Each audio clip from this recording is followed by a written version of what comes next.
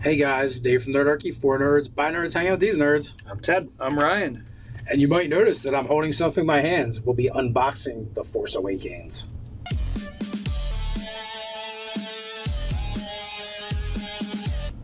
If you want to jump down to the description below, you can sign up for Nerdarchy, the newsletter. It's a great way to get weekly gaming tips, as well as learn how to game with Nerdarchy.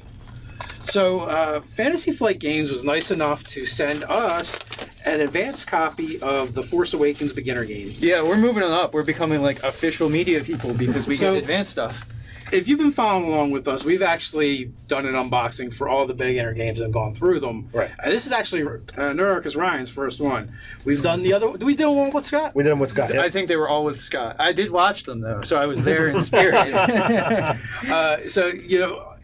All the other ones were fantastic. We have no idea what's in this box. But we're going to find out. I just took the cellophane off. I'll hold up the box so you guys can see it, hopefully without too much glare. The artwork in the Star Wars game is fantastic. My son will love it. It's got BB-8 on it. Yeah. So you got a little bit of everything there. So once this is out, you can't even pre-order this yet, but once it is, the link will be in the description. If you want to support Nerdarchy, you can get it from the link in the description. It doesn't cost you any more and also supports us, so we'd appreciate anyone who does that. I hear the dice. You know they're there. It's a standard set of Are they Star still Wars dice. harder than hell to buy the actual dice loose? I think individually. I think they kind of resolved that. Oh, okay. Well, that's I'm not absolutely sure. I haven't checked. It's been a while since I've needed them.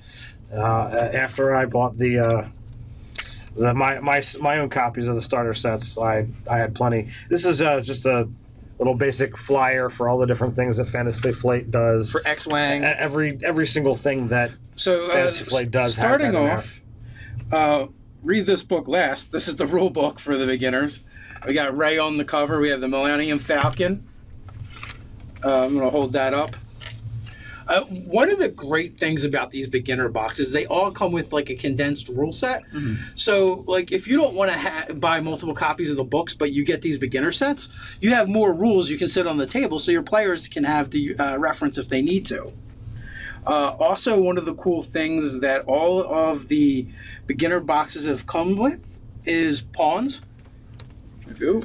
So the pawns are great. They're double-sided, and they give you stuff that you're going to use specifically for the game. There's always a pawn for the particular characters, the players that are in there, as well as the monsters and adversaries that you're typically going to face within the set of rules.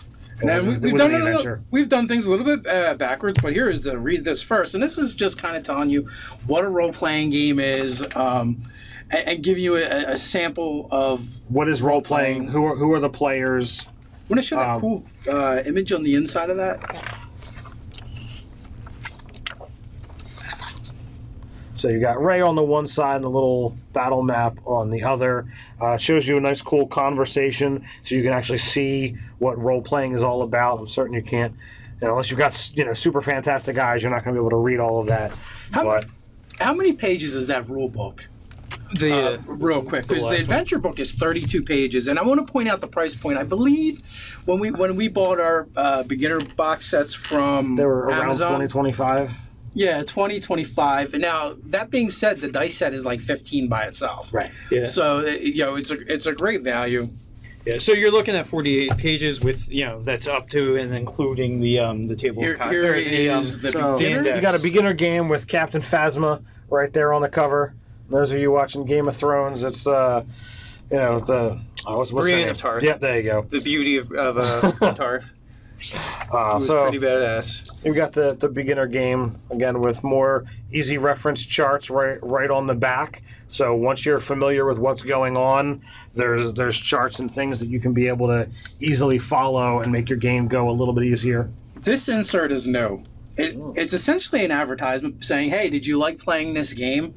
Get the complete rule sets from here, and it gives you the information. If you want to just show read this after completing the adventure book, A Call for Heroes. The action continues for you and your friends in A Call for Heroes, a free bonus adventure available for download from the website. Oh, nice. And the other beginner games have this as well, where you can get more content online for each particular book, not only does it give you a secondary adventure, but it usually gives you 1 or 2 extra either NPCs or player character profiles. So the one thing I want to point out that's interesting from the interiors of the rules books is all of it is photography from the movie. Like there's very few pieces of art, and it's actually all like character photos. Right. There's only a couple of character portraits that are actually like rendered paintings. So it really engrosses you in Star Wars. Yeah. I mean, the Force Awakens canon. Yeah. So here is a star map of solar systems for, you're traveling throughout the solar system, which is awesome. There's a couple, it points out a couple of key planets or moons that might be pertinent for the adventure. We also have a crashed spaceship, it looks like, as well as set locations probably for the adventure itself. I love the maps that come with this. And really, I feel like the dice and the maps alone, you've kind of got your money's worth with these sets. That's it. Are you trying to rip something apart? I don't think it unfolds any further. All right, it feels really thick and sturdy, like there's another. Yeah. So I will point out couple. Those of you who have seen the post of us talking about this on Facebook, kind of shared some details. So I went and grabbed a clip off of the actual website. And it says, note, unlike our other beginner games, the Force Awakens beginner game will not be followed by a new Star Wars RPG line. Instead, it draws upon the core mechanics shared by Star Wars Age of Rebellion, Edge of the Empire, and Force and Destiny. Players interested in continuing their Star Wars adventures can do so through any of these fully compatible systems. So there's not going to be a core book for Force Awakens, and it doesn't sound like there's going to be any supplement lines like they've done with the other books that are out there. I mean, there's probably could be future modules in the future, but the rules are all handled by those 3 products. Well, it sounds like, it says like the line will not continue. So it sounds like they wanted to put some extra stuff out there for Force Awakens, but they're not going to add anything else. Well, here's the thing. They wanted to be fucking smart and leech off the popularity of The Force Awakens and how well received that's been, which is great. It's brilliant. Like, you have a movie that's popular. Why not create a box set that closely links and harnesses the popularity of that? So, out of the pre-gen characters, do we get any of the characters from the actual movie, or Never. are these Never. The Star Wars game, this system from FFG has been very good about not touching any of the characters that exist pretty much. Right. They stay really fringe on that, and it's probably in their licensing agreement and stuff. But what we get is we get several of the... Do we get any Bothans? Because their life are imperiled usually. Many of them we did not get any Bothans. You get to be one of the dead Bothans. These are actually all human except for our colonist. And I almost want to say, like, these are all from the Age of Rebellion, maybe? No, it was Explorer in Edge of the Empire. I can tell you this much. We get nothing from Force and Destiny. That's right. Well, that we're not going to, because Force and Destiny is all Jedi, and in Force Awakens... There are no Jedi. There are no Jedi. You've got pretty much Luke, and that's about it. So, well, you get Force users though. You have Rey, you have Kylo Ren, right? You have the First Order. So it fits more in theme with Edge of the Empire. Because we're looking at the. So we should show them off properly. We've got a colonist, and I'll have to take a look at his sheet and see what race what race he is. He is a Bedendo. I'm not familiar with what he is at all. Obviously. So he might be something that's kind of new to the system. But what's his name? Bormo. We've got Fira Bon, and she is a soldier, a human soldier. Huma. We also have Tyrus, the human explorer. Not to be confused with Dora, the human explorer. And then we have Marley, and she's a human ace. So I actually the folios you get for the pre-gens are pretty awesome. I mean, one, they're pretty beefy. There's a lot of stuff in there, and it actually lets gives you a couple pages of leveling them up.